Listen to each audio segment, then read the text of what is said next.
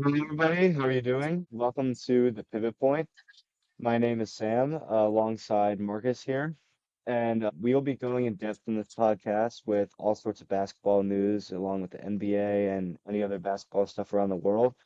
But of course, if anything happens in the world of sports, in the MLB, NFL, any other sports or big news that happens, we got you covered right here with weekly content through Spotify or YouTube. And you can also find us on Instagram and TikTok as well. But without further ado, let's get started. So, a few nights ago, the NBA Finals just wrapped up with OKC bringing home the championship. Um, so, Marcus, how do you think that went for them? I think this past final was one of the better ones that we've seen in the past couple of years. And the Pacers being an underdog in most of the series that they faced most of these teams in. I mean, it took us DM7. And I truly think that if Halliburton did not get hurt and tear his Achilles in his last game, this could have been a game to watch. Yeah, that was pretty unfortunate. I'm not gonna lie. Like seeing that after he hit the three straight threes, like he was fired up and he was ready to bring that home, especially with the way court advantage there. But I mean, it is what it is. Malcolm, with his little black magic there, couldn't get it done in Game 7. Yeah, I mean, he tried his best. TJ McConnell put up a great game there, great fight for the Pacers to help try to fill in that void that they had with Tyrese Halliburton out of the game early in the first quarter. But I mean, the Pacers showed a lot of fight, and I feel like for years to come, they could be a decent team if they keep Pascal and bring in a bunch more young players to develop alongside Tyrese eventually, probably more in 2027 than next year, as he'll be out for most of the year. The Pacers will be a dominant team, and I feel like they can compete with these teams like OKC for years to come, as OKC is still such a young team and they have such a young talent with players like Chet, SGA, you have both of J-Dub and Jay Williams. I think the OKC and Pacers could be seeing each other a lot more in the future, and these next couple of matchups that they have will be very exciting to see. I mean, I feel like if you think about it, OKC and the Pacers are both like very similarly built. Like with the rosters, like they both have like solid big man, like with Trent and Miles Turner. They got their all-star caliber player within like Pascal and SGA, but then they both have that other side all-star piece with OKC having Jalen Williams and then Pacers having Tyrese Powell, and they all both have a lot of young, like good 3 and D role players, such as like Lou Dort or Isaiah Joe, and they got Pacers have, of course, TJ McConnell, the finals GOAT, and then we also got like Aaron Naismith and stuff like that. So I feel like both teams are pretty similarly built, and we're coming out of that age where it's like a big superstar is having to carry a team, or like also with these super teams. And I think both these teams being in the finals is gonna like take the NBA possibly to the next level. We're gonna start seeing teams built with like less super teams combined and stuff like that. Yeah, I mean, I agree with a lot of that because a lot of this stuff in these past couple of years have been seen as super teams are the ones to win championships. And personally, I don't. I think this year, OKC showed that you don't need a super team to win. Yes, you have SGA, but also Chet just got off an injury last year, and he was injured a lot of or some of this year. And him coming back and them developing with these younger players can show that you don't need to have a team like the Lakers or the Warriors back in 2016 when they had KD and all those big name players. I mean, this just shows that the league is on the rise with these young stars and this young development. I also think that it's really good for the NBA to have. I mean, the NBA might not think so with their viewership, as they want like the Celtics to Lakers finals every year to like skyrocket money and stuff. But with them having like two teams that like, I mean, I guess you can say OKC won a championship when they were like the Sonics, but like other than that, two teams that have technically never won a championship for their franchise, both in the finals this year, unexpected teams as well. Like, who would have thought the Pacers would have made it at the East? I mean, I know the favorites were like Knicks, Celtics, even Bucks before Dame got hurt, which is, I mean, all those players getting hurt with number 0 is pretty unfortunate. Yeah, I mean, that's so weird. I won't say voodoo, but very, very interesting that the three players who tore their Achilles this playoffs were all wearing number zero, and Jason Tatum, Dame, and now Tyrese Halliburton. Yeah, that's like such a weird coincidence. I mean, all three of them. I mean, Tatum will probably be out pretty much all of next year, and then same with Dame. And I don't know how last Tyrese Halliburton injury got escalated to, but I mean, he has the potential to be out all last year too. So I mean, or next year, I Yeah, meant, yeah. yeah, they definitely all Dame Tatum may if they put make a playoff run, either team wherever Dame may be, because he there have been some trade rumors with him, but Tatum for sure he could be back next year late in the playoffs. But the severity of Achilles is really depends on the person and how your body is able to handle it, the PT that you're going to need to take, the recovery time and the strength to build back up in your Achilles. It really depends on your person, but Halliburton will definitely for sure be out for at least the next year. So we probably won't see him again until 2027. Yeah, and with his presence gone, that might shoot some chances away for the Pacers, especially next year. But they do have a pretty young roster, so. But like, let's talk about Miles Turner's numbers in the playoff or the finals, because he wasn't too hot. I mean, like, he had 6, 3, 13, 12, and 9 out of a lot of those games, like point wise, and boards like 4, 4, 6, 2, and 2. Like for their starting center who's playing around 30 minutes a game. Yeah, I've heard many and read many different things about Miles Turner possibly being on the trade block this season. So as we will go on more later in this podcast, we'll be able to tell like what teams are looking at him. Like I know for sure there are teams like the Warriors and the Lakers are two big teams that were looking at him, along with before he got traded earlier today. Porzingis was a key contender for the Lakers to have and pick up a big man.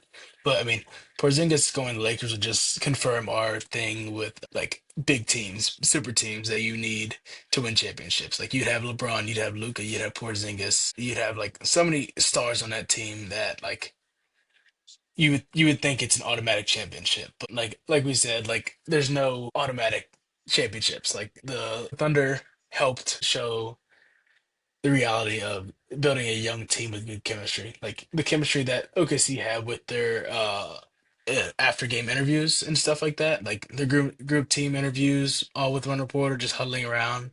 And then they even got the reporter in it and showing just like the chemistry that they have as a team and building up their chemistry together throughout the season.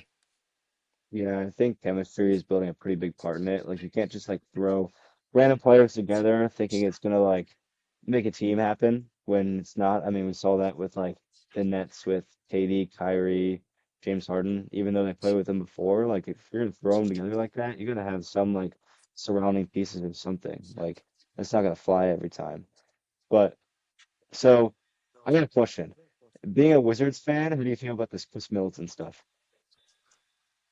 So, like at first, I was a little confused about it, but as I thought about it and like read more into these trade rumors and other things like that, the Wizards were talking about possibly trading for Dame, sending Poole over there before he got sent away to the Pelicans. But I think it's a good choice because the Wizards have so many young players and they're in a rebuilding phase. People say the Wizards have been rebuilding for the past 10, 15 years. They really haven't. Back in 2016, 2017. 2018 around the Bradley Beal, John Wall era, they were competing. I mean, they were in playoffs. They played the Celtics. I remember that John Wall game It winner is a against the really fair Celtics the one point. time. But like, I'm not mad about it. I'm not like I was mad about the McCollum thing too, and Olynyk today with the Jordan Poole trade to the Pelicans. But again, I thought about it. I'm like, actually, this isn't that bad. We have now had veterans like Marcus Smart, Chris Middleton, CJ. You have Kelly Olynyk. These are all players that are be able to mentor our young players like Alex Sarr, Bub Carrington, Keyshawn George, and then whoever we may get in this upcoming draft. I mean, I feel like this will help our players develop into stars because like CJ McCollum in his prime, amazing, one of the best players in the world. Same thing with Chris Middleton. When his time in Milwaukee, when he was on Milwaukee, he was good. Like he was reliable until he started getting injured more and more towards the end. But like I think these players are reliable. Marcus Smart for the Celtics, Like he was literally one of the best players on the Celtics, best defender, best caliber defender on their team until Drew Holiday had come over a couple seasons ago. But I would truly think, and I give the Wizards 2 to 3 years. I know I say this all the time, but I truly think they'll be a top five playoff team. The one question I do have is, how do you expect though these players to all start? Because you have like what you said, you have Marcus Smart, CJ McCollum, Chris Middleton. I mean, Kelly Olynyk probably won't start over Alex Sarr because he got drafted high and has been starting for you guys. But like, if you guys are trying to develop all these young players, how do you expect to start these veterans that like expect to get their playing time still and expect to have a starting spot? Like Chris Middleton, former All-Star. CJ McCollum started pretty much his whole career. Marcus Smart was top defender on the Grizzlies with when he was with the Celtics as well. I mean, he was with you guys last year, but he didn't play very much because he was hurt. But how do you expect those players to play that amount of playing time? And then also have players like Bub Carrington, Bilal, all those guys develop with them trying to get the shared minutes. Well, I think so. Our starting lineup will probably consist of, depending on the draft this year, it's going to be Bub Carrington, CJ McCollum, Chris Middleton, Bilal Coulibaly, and Alex Sarr. That's going to be our starting five. Marcus Smart would be on the bench. He could be our sixth man coming off the bench. So yeah, Marcus Smart coming off the bench, Corey Kispert, uh, Jesus, Keyshawn George. We have Tristan Vucevic, who's a very he's I think he's 20 years old now, and he proved himself last year to be a good like number four in the rotation, dropping 20-ish points a game, in my opinion. As That's 19 that's as a 19 year old, debatable. It's debatable. as a 19-year old at the time, I thought like he's proven getting comfortable in the league. So I mean, I think the veterans will understand because some of these veterans, like Chris Middleton, like Marcus Smart, was already coming off the bench last year as a six man. Yes, he was injured, but he's coming off the bench and still making impacts on the floor, which gave those rookies and those younger players more of a push. So, like, he was like a little energy piece for them, like he was on the Celtics. That is true. Out of all these players, who do you think will be their franchise player out of the collab? I mean, I did see that Ace Bailey dropped down a little bit in the draft, and you guys could potentially pick him up. But like having Derek Queen come back to the DMV, like he was neighbors with Bub for the Crab Five, like that'd be pretty cool too. But who do you think you see being the star player? Well, I think truthfully, we're going to build our team around Bub Carrington. Bub Carrington has proven himself to be one of the top young players in the league at still only 20 years old, just like Alex Sarr is only 20. A bunch of our players are about under 22, 23. With us getting rid of Jordan Poole, that makes our team even younger. Although we did get CJ and Kelly Olynyk, that makes our team a little older. So we're about in the same spot. But I was reading online earlier that it's possible that Derek Queen will fall out of the top 15. So that surprised me because the Wizards have two picks. They have pick 6 and pick 18. So I'm wondering if he does fall out of the top 5 or top 15, and the Wizards and he's still sitting there, and the Wizards are 18. I wonder if the Wizards would trade up to 15 or wherever to get him at that spot, along with a player like possibly Ace Bailey. I do think Ace Bailey could be a good pickup for you guys, especially if he's more of a reliable scorer for you. But also that may, because he plays shooting guard, small forward around there, like that might clog up those positions for you guys. Because you already have Bub, which would be playing point guard, shooting guard. Um, you have Keyshawn George, which is also similar to around those positions, and then you have Chris Middleton, unless you moved him down to the four, and CJ McCollum along with Marcus Smart. So like. I think with those minutes too, it can also be a problem for them, and I think they might need to stack up more, which I think why Derek Queen might make a little bit more sense. They might need to stack up more in the power forward center position because all they have right now as truly reliable pieces, or somewhat reliable at least, is Kelly Olynyk and Alex Sarr.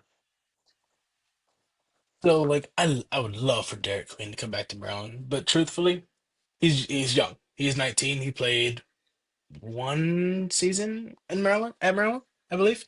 I believe it was one season at Maryland, and yeah, he had a great season there. But him going from 19-year-old in college, the college Big Ten, to a 19-year-old in the NBA, could throw him off a little bit. I mean, we've seen many young players have to adjust. Like Keyshawn George was a great player in college. Same thing with Bub Carrington. These are both two good players, and it took them time to adjust and figure out the game.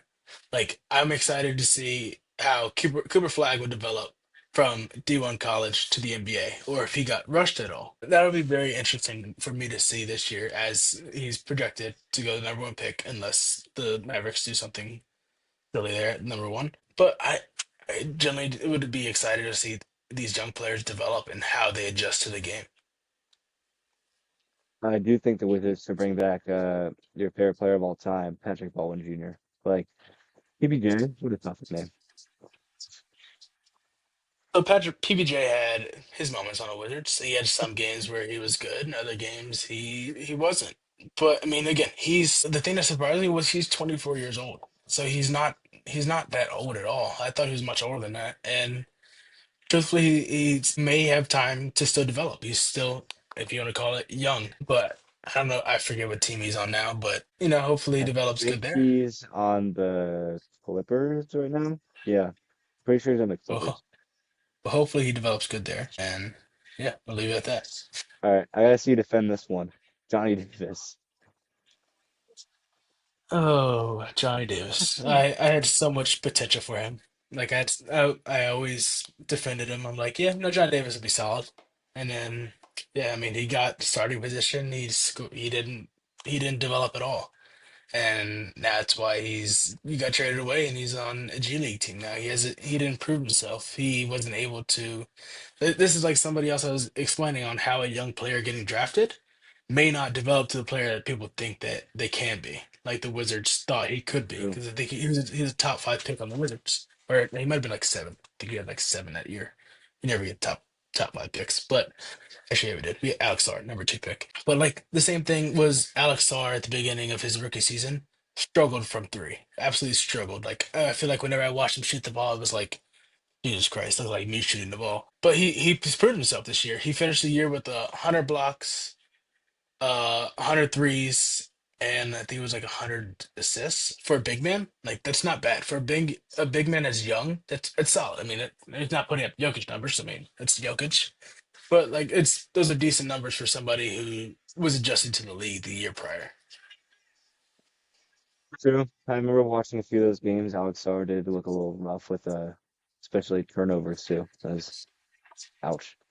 Um, but yeah, I mean, hopefully something good comes out of it. I mean, being a Wizards fan is what it is sometimes, right? Yeah, I mean, I guess we're in the same spot here. I mean, the Rockets just lost to the Warriors in the playoffs. The number seven seed Warriors, and you guys have also not won a title since about around the Wizards did. No Wizards won their last title in 1983. You guys won it about 1990, so about 10 years off. But you guys, yeah, you guys are we're kind of in the same spot here. I mean, you guys can't. You guys seem to rebuild, and then you guys trade away a young player like Jalen Green. Yes, he wasn't performing well, but you also go out and get Kevin Durant. Yes, he is a great shooter, but and thing that can tear him apart is injuries, injuries, injuries, injuries. If he gets injured at his age, it's like somebody like LeBron getting injured. They'll be out longer than a player like Cooper Flag will be. If it's the same exact injury, a simple ankle roll, he may be out longer because his body has taken more of a beating throughout the NBA with other injuries. So he might be out longer than somebody like Cooper Flag, and that may hurt your Rockets. I do agree with the Kevin Durant injury part, but unlike a lot of people saying the Suns won the trade, I do think the Rockets won the trade. I mean, Jalen Green has been in the league like 3 years now, 4 years. Stand corrected on that. But like he didn't prove himself in the playoffs. He showed he wasn't ready. Other players that are younger than him, like Amen Thompson, Tari Eason, Jabari Smith Jr., like those players like stepped up in the big moments where him, if he's supposed to be your reliable leading scorer and he's putting up like 9 points in the playoffs against the Warriors, who he had Curry or like Pods guarding him, which aren't like superior defenders, and you're only putting up 9 points, like that's a little questionable. But if you bring Kevin Durant, if he gets injured, it can be pretty detrimental to the roster. But I do think I saw a thing going around a little while ago where he was looking to decline a max offer with the Rockets for an extension.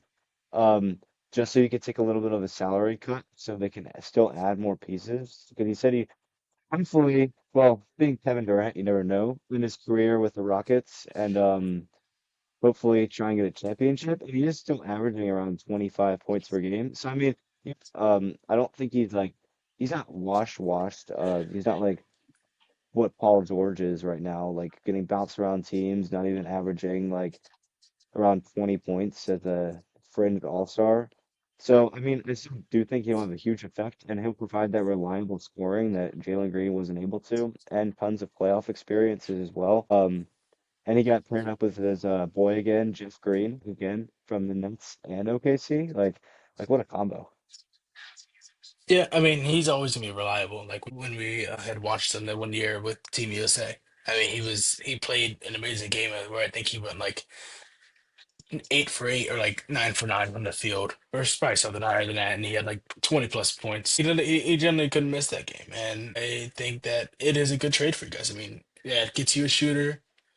I mean, he's not a great defender, but it gives you also some length. So now you're gonna have KD on the floor as well as Sengun in the paint. So that would be something to watch on the floor as well. Along with, and then you have Amen Thompson who has just a burst of energy. I mean, this guy could fly. I mean, he could get up, he can bounce. Elite defense. I mean, he locked like you're telling me, he locked up Curry in the playoffs. Yeah, he did.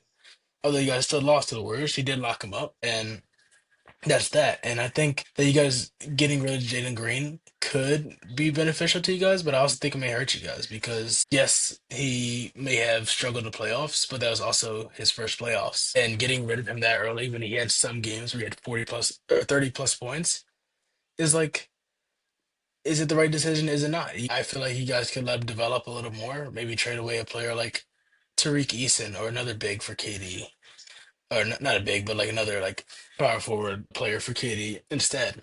But in the end, I guess time will tell, and we will be able to see if the trade works out for you guys or if it works out for the Suns. But I have been hearing the Suns might take him and flip him, take him and take Jalen Green and trade him. So I mean that could I always heard happen that too. too. With Yeah. some more get some more comp since they are probably going to be dealing these next couple of days. Like Bradley Beal might be on the trade is probably on the trade block, but most likely he's on the trade block. Devin Booker as well. So these are all things that it should be an interesting offseason for us. Oh, Bradley Beal's contract, man. That's just horrible. Like if I was a team picking Bradley Beal up, oh, uh, but I do feel like I saw something with the trades with KD they were offering, and when they were in talks at the beginning with Timberwolves before he came out and said what teams he preferably want to be with, they offered something like Rudy Gobert, Dante DiVincenzo, Rob Dillingham, and like a pick, and the Suns turned that down. And so I think with only trading Jalen Green and Dylan Brooks, who's a solid 3 and D player, but I mean he does have some on-court issues. Um, and trading our first round pick this year was still holding a lot of the bigger picks for the Suns in the future and second round picks, which I mean, in this day, second round picks don't really like turn into much unless you're like Jokic, you get drafted during a Taco Bell commercial and become one of the best players in the league. Um, but I feel like for the player we gave the Suns for Kevin Durant, that it's a lot less than I would have expected. Like I would have thought they would have had a trade like throw in Reed Shepherd there, a top 3 pick, or throw in someone like Jabari Smith Jr., like a starter, also in with it. So only having to trade 2 real players that were like a part of our roster, I feel like is big to keep most of the chemistry still there intact. And like, man, Amin Thompson, I can't talk enough about him. Like his defense and like watching him run down the whole court, get a steal, get a dunk, and then next possession come down and backboard pin the ball off the backboard is just like insane. Like the athleticism he has, and his brother too. I think the Pistons and the Rockets are going to be really good for the next few years, and I'd love to see his brother develop super well too, playing alongside Cade. Yeah, I agree with you with all that. I mean, the Thompson twins are going to be one of the best twins in the league. I mean, I think the last decent amount of twins you had in the league were Robin and Brooke Lopez. I mean, Robin Lopez at this hook shot was like unstoppable. Yeah, on the Wizards, I think was unstoppable. But yeah, I didn't understand why the Suns would decline that trade with the Timberwolves. I feel like that would have been an amazing trade. Yes, you get Rudy Gobert, who is a little on the older side, but you get DiVincenzo, who's still in the mid range, and then you get Rob Dillingham, who was just drafted last year and is supposed to have like the utmost potential. I mean, he didn't get to play a lot this year, but like if you pair Dillingham with Edwards next year in the front court, man, that Timberwolves front court is gonna be shifty. Yeah, I mean, I wish I saw Rob Dillingham get more playing time. As high of a pick he was, I was really surprised they only played him at like the end of the playoffs where he started popping off when they're already down by like 20. So I mean, it was kind of pointless. But like, yeah, I'm ready to see him get more playing time. Talking about the Timberwolves, I kind of want to transition into a few hot takes, and I saw one the other day where it said that Anthony Edwards will never win a championship as the main star on the partly because the person who posts the hot take is thinking that hero ball does not win championships anymore, which I agree with that part. But having Anthony Edwards not as the main player in your roster, what do you think about that? Well, I think that's a really hot take because I don't see him as the guy that plays hero ball. I mean, he shares the ball with a lot of his team. Yes, he takes the ball and keeps the ball in moments that they need it down the wire. But that's just the type of player you need to have on your team. Like you see Curry do that. LeBron did that. They both do that in their prime, or did that in their prime. And they still do it to this day. I mean, he shares the ball. Like they have players like six man of the year, Nas Reed. You have the big of Rudy Gobert, like him driving and lobbing it up to Rudy. That's always there. You have DiVincenzo, Julius Randle. Like he has these key players around him to make the team better. I just think they got unlucky this year when he got injured in the playoffs. If he was healthy during their whole series, I think they would have gone further and actually gave OKC a run for their money.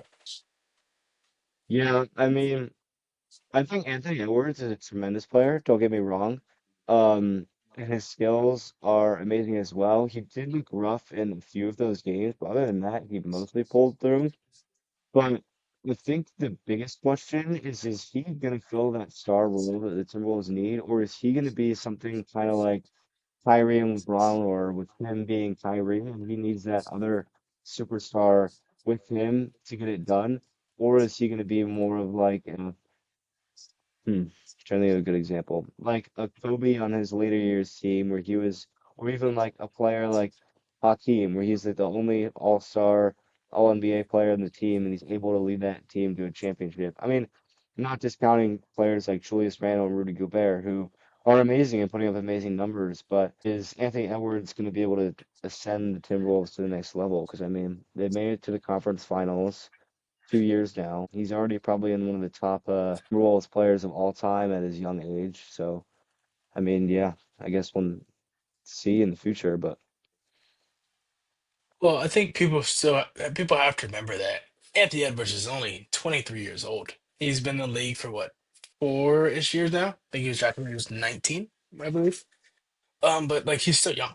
I mean, some of these players on the Wizards are younger than him. You have to think about that. Cooper Flag, that'll be coming in probably the Mavericks tomorrow night or whenever this is released on June 25th is when the NBA draft is. He's going to be 19 when he enters the league. And will Cooper Flag change the face of the Mavericks? Possibly. We don't know. Like Anthony Edwards coming in was not meant to, he wasn't foreseen to change the face of the organization. He was seen to be a piece to help the organization, but now he has become the face of the organization, which they have been looking for. And I think if they do pair him next year with Rob Dillingham, and they can go Rob Dillingham, uh, Anthony Edwards, and you have DiVincenzo at the three, uh, Gobert at the five, and Julius Randle at the four. I mean, that could be a really good team if Rob Dillingham develops into the player they had expected him to be. I agree and disagree. I think that with their starting lineup, this is the part I disagree about, that it would be Rob Dillingham and Anthony Edwards, and I think they moved Mike Conley to that six-man position, or even Smith. But I think Donte DiVincenzo is also on the bench because we're forgetting about they don't have KD, but they got Jaden McDaniels. So I mean, I think Jaden The, McDaniels 100% still starts at the three, and you still have Julius Randle and Rudy Gobert their front court, but yeah. That is true, but I don't know. Randall proved himself a little bit during his playoffs, but I feel like he didn't really prove himself as much during the season. He averaged, let's see, he averaged during the season this year. So he averaged 32 minutes and put up 18 points, 7 boards, and about 5 assists. So it's not, I mean, that's not a horrible stat line, but I mean, as a player in the playoffs and a player needing to perform well in the playoff as a veteran, you would expect more out of them. Like it's like somebody like Miles Turner who didn't perform well for the Pacers in the finals. Like you needed that in order to beat the Thunder, and he didn't show up for that, which is why the main reason he may be on the trade block and may be time for the Pacers to move on from Miles Turner. But in the end, Jaden McDaniels, he's still young. So I mean, that'd be a really young front court with Dillingham and Edwards, and then you have McDaniels at the three, and then you can go or you can go DiVincenzo at the three, Daniels at the four, and go back to five. Or you can do McDaniels at the five, Randall at the four, and DiVincenzo at the three. I mean, you can do a lot of different things with this lineup. As in, you have Nas Reed on the bench, so like they have a really deep team that I think they can do powerful things in the future and be able to carry their team farther than people think after injuries that they dealt with this year. I keep forgetting that they also have Nas Reed too. Although I'm pretty sure this year he is a free agent or has the option to. So I mean that'll be interesting. Yeah, and that's definitely why Rob Dillingham didn't get that much playing time if he's coming behind Dante and Nas Reed. But I think something that Timberwolves can also do is in the future, I think that's what they're trying to do with KD too, is if they wanted to get another superstar caliber player, they could. With the amount of depth they have, that they still had room to trade. They got two rookies. They got, I mean, you couldn't trade Nas Reed if he's a free agent now, but if you signed him again and then you wanted to trade him, or if you could trade Dante, you could trade Julius Randle, even go, I think your only untouchable player right now is Anthony Edwards. If they wanted to go out and get somebody like, for example, Jalen Green or Bradley Beal, although they probably wouldn't want to take Bradley's contract. They could possibly, if Devin Booker ends up wanting out because of this whole situation, I mean, Suns have five shooting guards. Like, that's kind of insane. But if he wants out, they can go after Devin Booker. I know this situation's also not very good in Memphis for Ja. If they wanted to get Ja, have a backcourt of Ja and Ant, I think any of that's possible. But I want to move on to our next hot take with this is kind of speaking about the Timberwolves again, moving to Kevin Garnett. Do you think if Kevin Garnett and Tim Duncan switch roles, do you think they would have the similar careers they still have? Or do you think one would be better? Saying if Kevin Garnett got drafted to the Spurs and Tim Duncan started on the Timberwolves. I think they would have similar careers just well, for if, all right, if um KG would have went to the Spurs, I think he would have had a little better career because of the pieces he had around him. Whereas Yeah. in Minnesota, like Tim Duncan was on Minnesota, it would be a little more questionable. Like Tim Duncan had the pieces around him like Manu, but like they would have had a solid team with KG there as well. So I mean, I think in a way they'd have been similar, but for the player on the Spurs, if that makes sense. So like Tim Duncan on the Spurs had a great career with the Spurs, and because of their depth, they had in their team, and the Timberwolves didn't have that much depth. So I think if you would have flopped them, KG would have had a better career in San Antonio, and Tim Duncan would have had a little bit of a worse career in Minnesota. Yeah, I agree with that. I think especially with the fact that Tim Duncan got to play with these all-time greats. He got to play with D-Rob for a little bit. He gets to play with Tony Parker, Manu Ginobili. Later on in his career, he gets to play with Kawhi.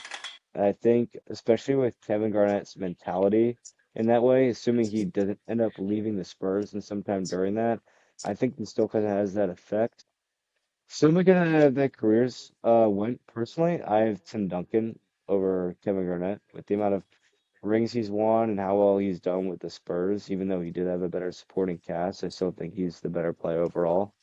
Um, although watching his highlights, pretty much all fundamentals. Um, but I think if Tim Duncan was with the Timberwolves, I think this might be a hot take itself. I think he would have done better than Kevin Garnett would with the Timberwolves. I think he offers more offense and defense, in more of a balanced way than Kevin Garnett did. Even though they in a way are somewhat similar players, but I think very different at the same time, especially along with their attitudes as well. I think Kevin Garnett is more of a solo kind of basketball player. Like he likes to have those good supporting players, especially 3 and D players around him. But I think Tim Duncan is more willing to get those assists, go out, hustle, share the ball more than Kevin Garnett was. But yeah, I think that's kind of the summary of that for me at least. Yeah, I mean, that's fair. Jumping into a new topic real quick. So, I have been reading reports about some recent possible incoming trade calls for the Boston Celtics here. So, there have been many teams calling and asking about Jalen Brown and Derek White. So, with the Celtics, this is very concerning. If you're a Celtics fan, I would be very concerned. So you already lose Kristaps Porzingis today to the Hawks, and you lose Drew Holiday to the Trailblazers. What's up with the trade? Like Chris that trade? We got like a Yeah, that second was dumb after that. Like what's going on with that man? Like that was this. horrible. Yeah, so let's read out the trade. So it was a three-team trade with Boston, Atlanta, and Brooklyn. It sends Porzingis and a second-round pick to the Hawks for Terrence Mann and Atlanta's number 22 pick to the Nets, which would send Georges Niang, who's a decent three-point shooter, and a second rounder to the Celtics.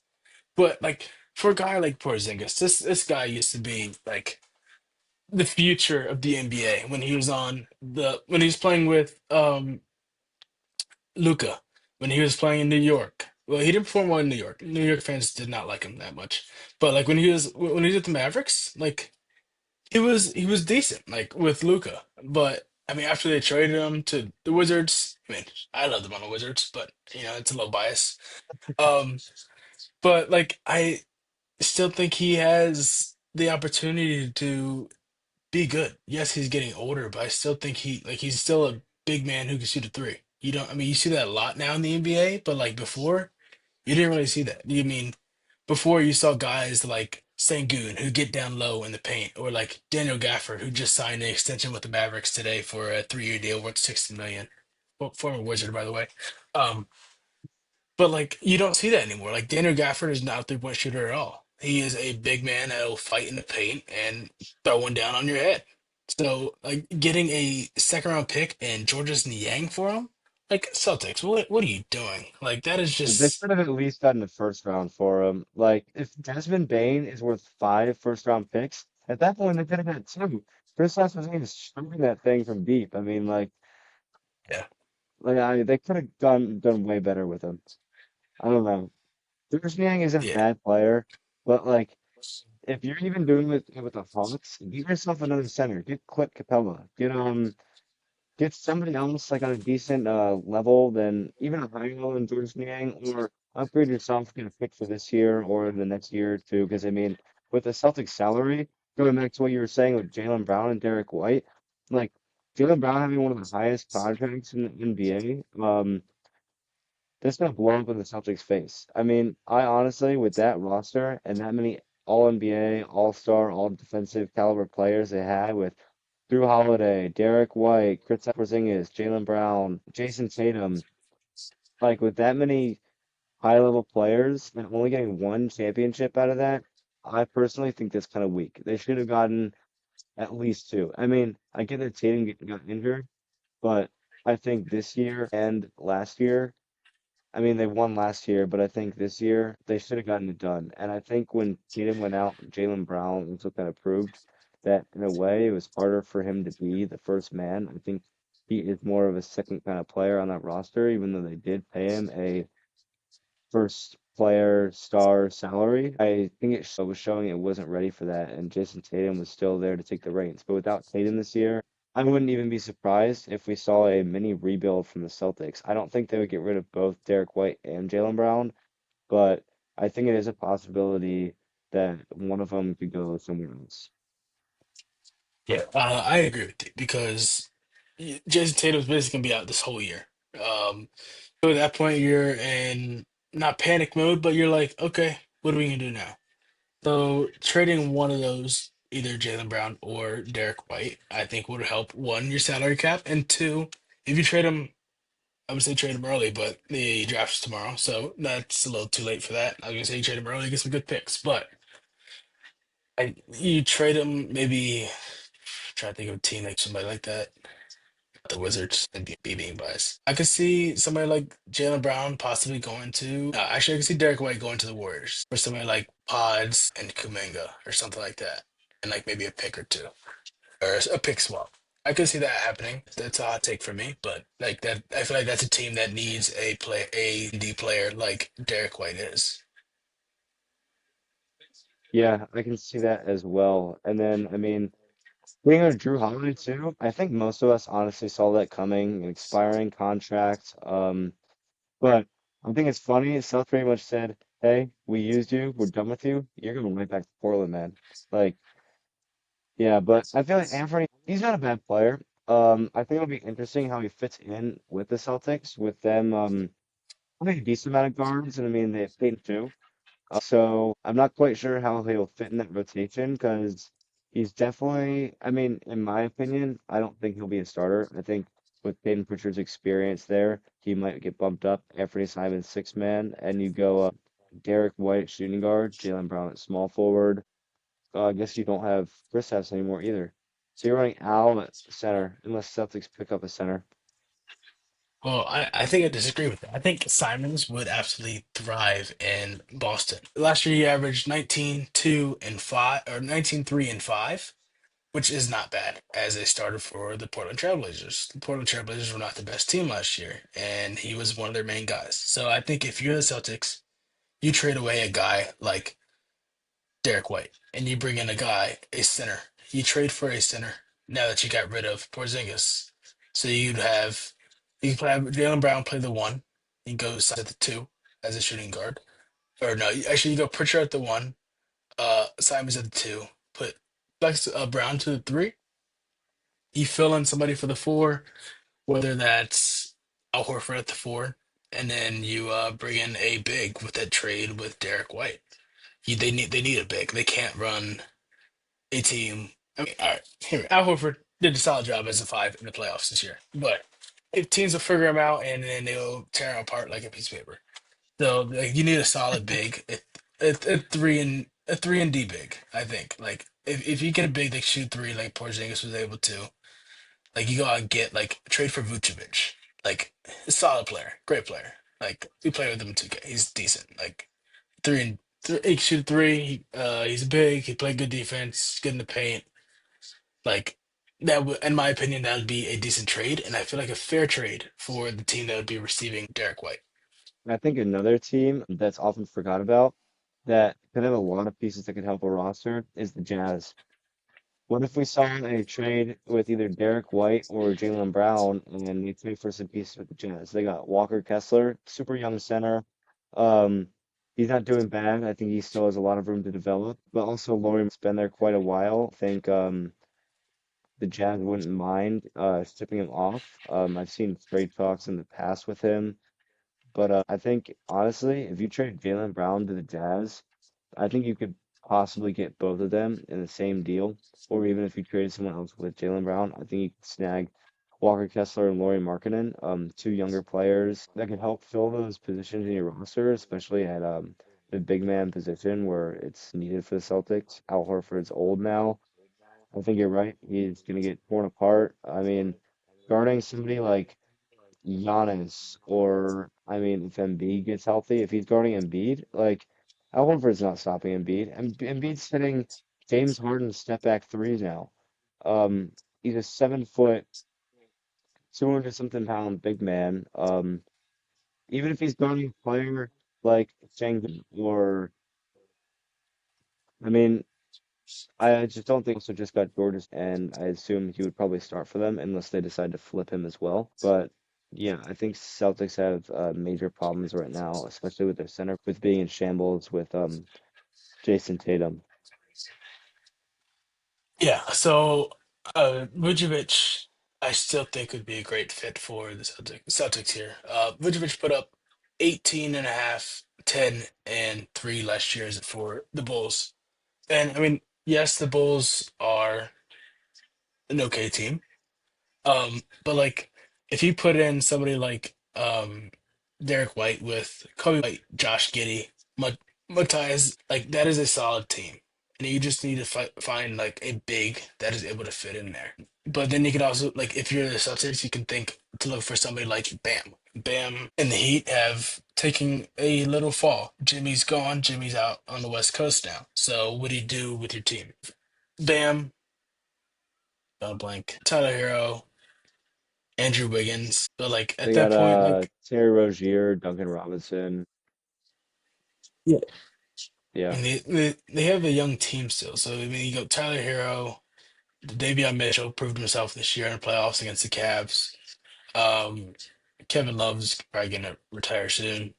Yeah, so Jamie, they still have a decent young team, but like trading away Bam could get you decent amount of picks along with a player like Derek White who could play solid defense and is a three-point shooter. I mean, let's be honest, the Heat are kind of always looking up to pick up a star. We saw it with Kevin Durant. That when Kevin Durant didn't get him, but yeah, I definitely think that's a possibility. But like, what's going on with this Desmond Bain stuff? Like 5 first rounds for Desmond Bain. I honestly thought that would affect the KD trade, and like if Desmond Bain's worth 5 first rounds, KD's worth 15. Like, I mean, Giannis, Giannis probably worth like 20 first round picks. 5 first round for Desmond Bain is, I think, insane, and I think the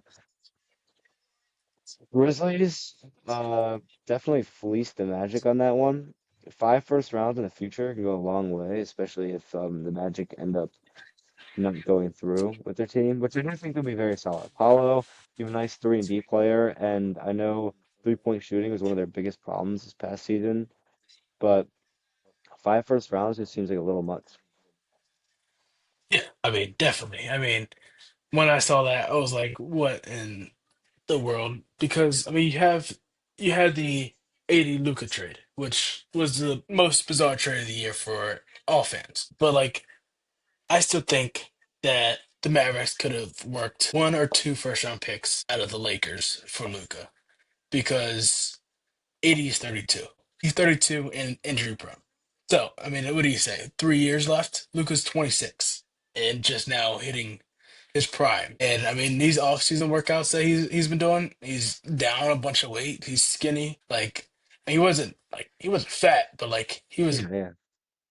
built like a LeBron build, like a big guy. But I feel like they could have easily got a round one or two first round picks from the Lakers for that. Because I mean, if Desmond Bane gets 4 or 5 first rounders, I mean, this the trade market is going to be massive now just because of how many picks they got for Desmond Bane.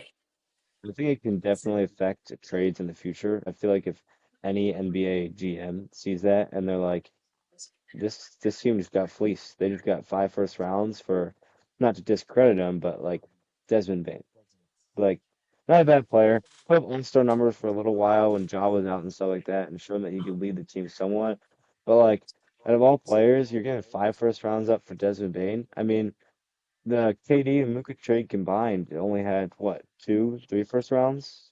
Um, but that just seems like a little much. And with their point on Luka and the Mavericks now, I mean, hopefully Nico Harrison's CTE doesn't kick in. He doesn't draft a Cooper Flag, but something's got to be going on there. Like you trade Luka, one of the most considered untouchable players in the NBA, to the Lakers with LeBron, one of the biggest market teams there, and all of a sudden you get the number 1 pick in the draft. Like make that make sense.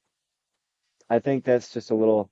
a little suspicious. And you still get to keep Kyrie and AD. And I did just see Kyrie turned his player option down and he signed an extension with Mavericks too. And you have play there, PJ Washington, Daniel Gafford, Derek Lively, Max Christie. Once they get Cooper Flag, that's a deep team. Yeah, I mean, yeah. So Kyrie's contract was 3 years, 119 million with a player contract option in his third year. But I mean, it's truthfully, I mean, looking at it now, Nico Harrison might have absolutely fleeced the Lakers just because they got the first overall pick this year, and then probably gonna get Cooper Flag. I mean, as a Wizards fan, it was very painful on draft night or selection night, knowing that a team that was in the play-in tournament, a team that was in the play-in tournament, and one went away from making it to the regular playoffs, got the number one overall pick. Like, how do three? 1.4% chance. Yeah, three teams had a 14% chance in the number one overall pick, and we didn't get them. And talk about somebody else, the Spurs. How did the Spurs get the number two overall pick after having the number one overall pick? What was it, back-to-back years or something like that? Like, there's got to be something going on in that water there. But I don't want to. Yeah, that definitely is a little suspicious. I got one more hot take for us. This one says OKC doesn't win a championship in the next few years if they did not win it this year. And personally, I actually somewhat agree with this. If you look at the West, I mean, I'm not too worried about the East. Tatum's injured. Knicks just fired their head coach. A lot of these teams are kind of in shambles right now. I mean, Bucks possibility of trading Dame or even Giannis, even though I heard he kind of wants to stay now.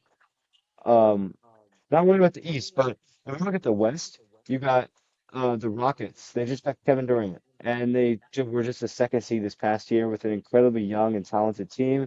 You have the Spurs. They have the second round pick this year, which they could flip for a trade.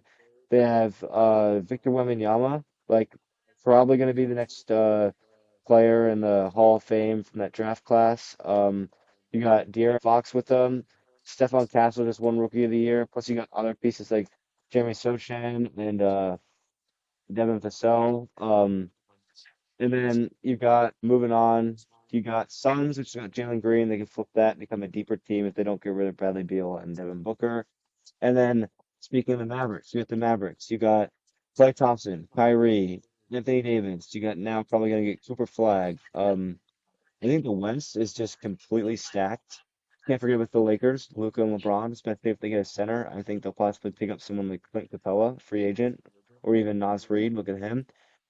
I think with these teams in the West continuously getting stacked, and no offense to any fans of the Eastern Conference, but your conference right now with all these injuries and everything is looking a little bit like a JV team compared to the West. But like with all these teams looking better, all these younger players getting better in the West, I think OKC wouldn't have won a championship anywhere kind of near in the future with all these other teams.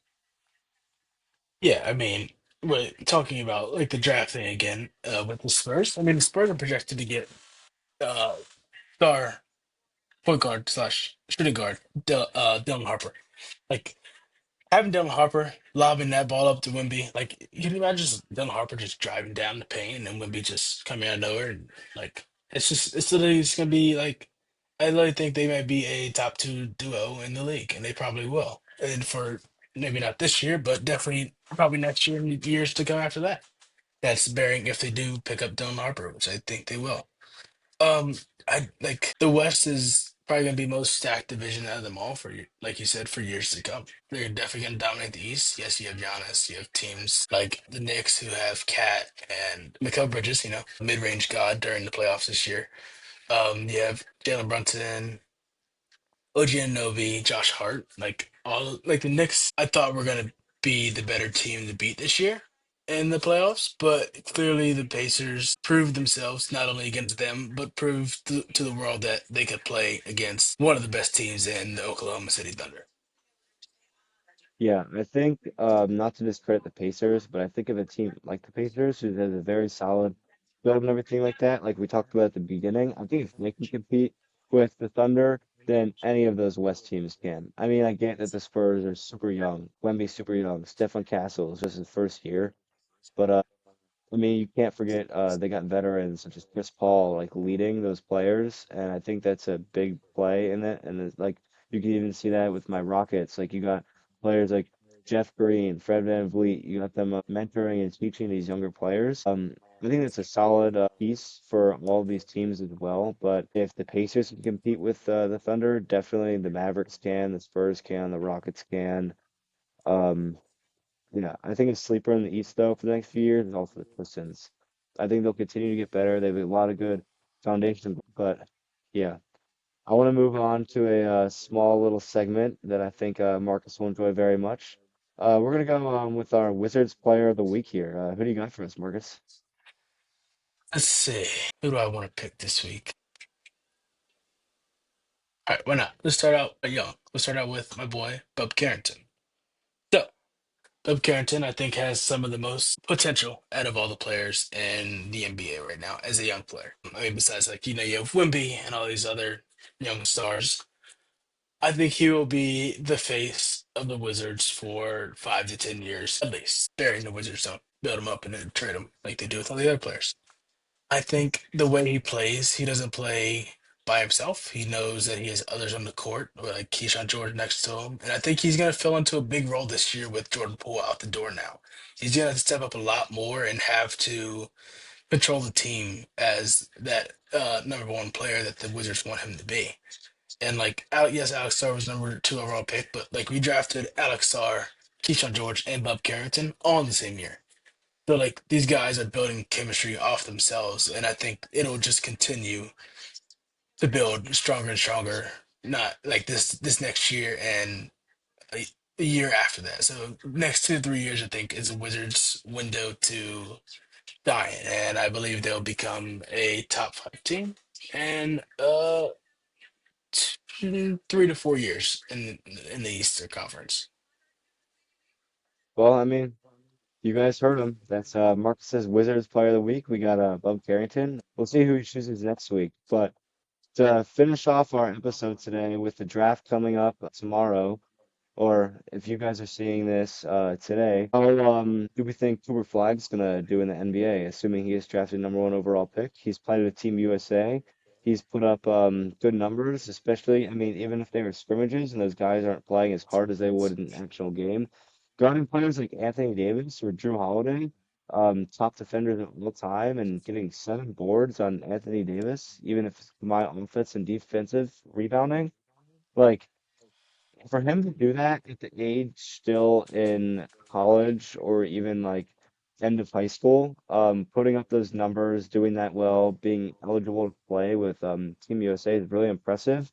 So, do we think he will translate well to the NBA and be the next big thing, or do we think he will be a bust? Well, so I had to talk before, just messing around with you guys, saying that if he goes to the Wizards, he'll be a bust, or he wouldn't fit on the Wizards. But so I was looking at the mock draft. So for the mock draft, there are 10 of the 11 players are freshmen in college that have declared for the draft. The one player being a guy from Germany named Noah Esenge.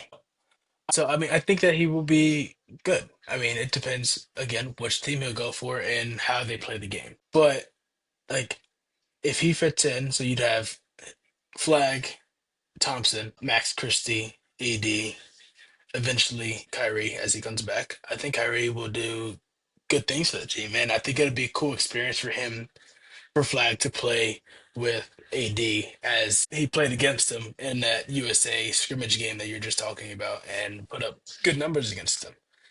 But like I think so I'm gonna bounce around a little bit here. I think a sleeper pick this draft is gonna be Walter Clayton Jr. out of Florida. So that guy, like the mock draft that has him falling down to number 20. No, not 20. 23 to the New Orleans Pelicans. So I think he might surprise the world and pop up in possibly the top 10. Like the way he played. So he averaged in college for the Florida Gators as a senior.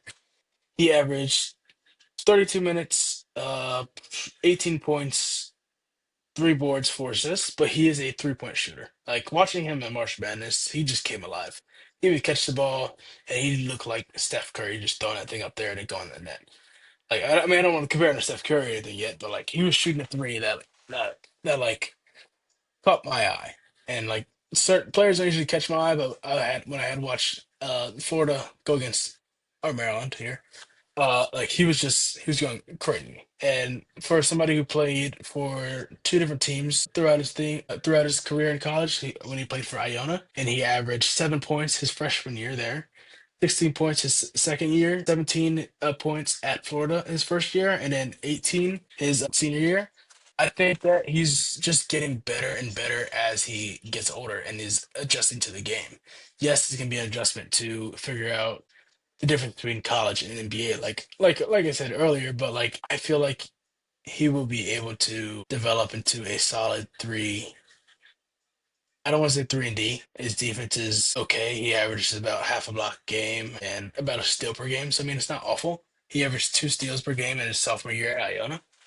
But he could be a 3 and D player. He could be a Derek White, who like Derek White struggled a little bit at the beginning of his career. Towards the end, not at the end, but towards the more recent days, he Derek White has proved himself to be a 3 and D player with those Boston Celtics. I definitely agree with some of those points. Walter Clayton Jr. was very entertaining to watch during March Madness. I also look forward to the Florida Gators hopefully playing that 7'9" freshman they just had. Like that's just insane. But you think I could see him also moving up in the draft depending on what teams need. If they need a 3-point shooter, I think you have it in him, depending on if the pressure of the NBA gets to him or not. But going back to kind of what you said with Cooper Flag, I do think his game will translate well. I honestly think from what we saw with him with college and what we saw with him with Team USA, I feel like in a lot of situations he might be that plug in and play now player. I think he is ready to compete with those NBA guys in that level, especially with simply even just as like player build. I know a lot of guys coming right out of college, more almost like I want to say scrawny, but they don't have that muscle build up. They don't have those bigger player builds these NBA players have. They often can get pushed around, boxed out, stuff like that. I think Cooper Flag has that now, and I think his skills are also there. So I think whatever team he lands on, hopefully the Mavericks, if they don't mess up this draft like they messed up that Luka trade, I think he'll be one of their top scorers this season as well. Yeah, so right now they have Duke center Kaiman Mulak, I want to say is his name, who played for Duke. He's 7'2". He's projected to go seventh to the Pelicans as well. But I don't know why he would go that high. So through his career at Duke, his 1 year that he played there, as he's a freshman, he averaged 9 points and 6 boards as a center. Like averaging 9 points as a center, like that didn't seem the best as somebody who's 7'2". He's not like he's an old fashioned center, a more defensive in the paint type of center, like more like Daniel Gafford or an Anthony Davis. I don't want to say Shaq. I don't want to compare him to Shaq, but like how Shaq wasn't good at shooting three. This guy's 3 point percentage was 16% at home and 33% away. So he's not really a 3 point shooter, and he didn't even average one 3 pointer a game. So like a guy like him, I could see him falling out, and then Walter Clayton sliding into that spot. Because after teams watching Walter Clayton in March Madness, that might have intrigued them to do the more research on him and figure out if he's worth going that high or not. Okay, okay, but hear me out. I think he only goes that high as a center simply because so many teams need a center right now.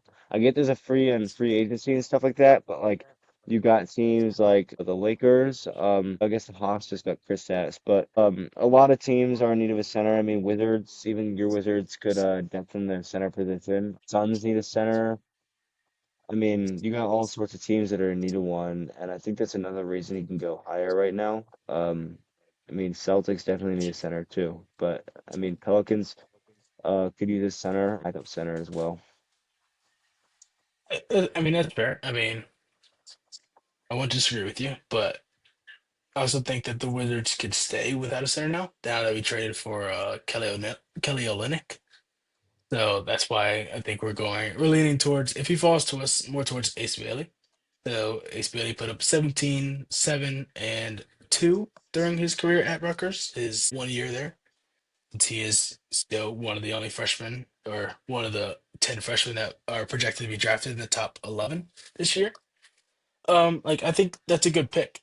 And pairing him with somebody like Bub at the one, him at the two, and if you want to go really young, you go Ace Bailey, uh, Bub Carrington, Ace Bailey, Keyshawn George at the three, Bilal at the four, and Star at the five. That team's average age is probably at that point like 20 and a half. Like, and if we build that chemistry, they could be a really good team. And if we look at somebody like, let's see what the Rockets' projected pick is. Go boy, AJ Johnson. I think AJ Johnson would be like a guy that come off the bench as like a six man, six or seven man, definitely. Because I mean, the way he proved himself to me, he proved himself as a energetic, athletic type of player. Like he could shoot the three, he could drive. He had a nasty fake pass to the corner into a dunk earlier this year. Like it would be solid. And I don't think the Bucks gave him enough time to develop there as a 20-year-old. Yeah, I do see your point with him. I think he can be a solid, if he gets minutes and time to develop, I think he'd be a solid role player, but I honestly don't see him going much on beyond that unless he like just skyrockets out of nowhere. But I don't think anybody really expects that out of him either at the same time. I'm gonna see. The Rockets gonna have any picks this year? Well, we traded away our number 10 pick, which we had with the Suns. So, I mean, that would have been our big pick. We got rid of that in the KD trade, and then we also traded around five of our future seconds, which I mean, like we said before, don't really matter too much in today's NBA. It's almost just like putting icing on the cake with the trade. It looks better, to be honest. If I was a GM and saw I was getting 5 seconds, like, whoa, that's a big deal. But Yeah. yeah. Well, guys, I think we're gonna end it here. Thank you guys so much for listening, and check us out next week in our next episode. Hopefully, there'll be a few more of us with us to discuss the latest news happening in the sports world. Thank you, and see ya.